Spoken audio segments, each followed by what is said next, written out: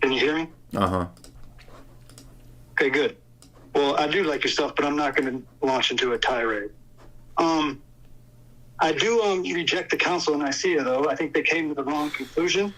And I think the essence-energy distinction, though I don't think we can know God perfectly, I think there's many scriptures that support that not only can we know God, but that we need to in order to experience salvation. Cool. The essence-energy distinction is about how we do know God. So I don't know where you got the idea that it means that we don't know God, but you're already confused. But how did Nicaea come to the wrong conclusion?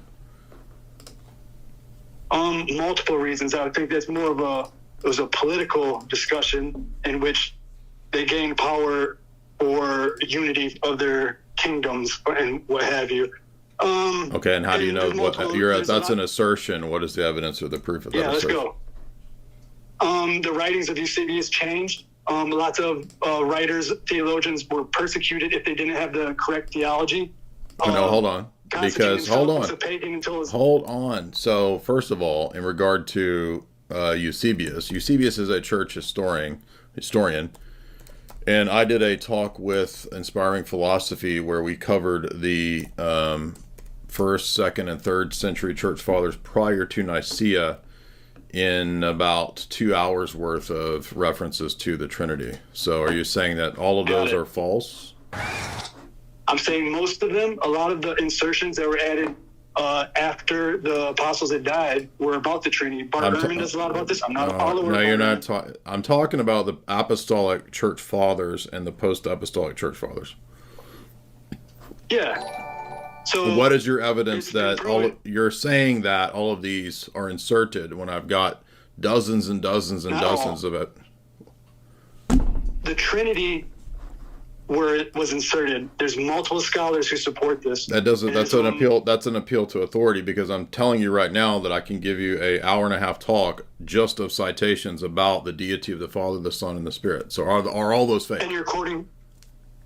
I would say no. The Father, Son, Spirit, they all exist. They're all real. But when you their equality in divinity and being given worship is all there, and the unity of God's essence. The Holy Spirit is never given worship anywhere in the That is not true. I can show you where he's called divine. If he's the third person of the Godhead, then he's worshipped. Called divine, I would say, is different. How is there a doxology? The Holy Spirit is worshipped in the Old Testament. You realize he's called Yahweh in the Old Testament. In the Old Testament, he's called the Ruach HaKodesh. He's called Yahweh as well. He's called the creator of the world. You could loop that into, in the beginning, we created. Okay, see, there we go, J. Dyer. You did the same thing. Here you go repeating my name. Well, because already what you're saying is false. I disagree with that. Well, that's good for you, but is the Holy Spirit called the creator? Is he the creator? I don't know. Well, you don't know. Hold on. You just said that he's not. You said he's not called that. He's called. I'm not claiming perfect knowledge. He is called the creator, is the point. He's not worshipped in the New Testament at all. Of course he is. How could you be divine and not be worshipped? He's invoked in. Stop interrupting me. He's all right. Sorry. You won't stop interrupting me. You're just wasting my time. I will. No, you won't. So the Holy Spirit is worshipped, and I can give you dozens of verses. By the way, this would be polytheism to say that there's a divinity that's in the Old Testament that is the Spirit of God that's not worshipped.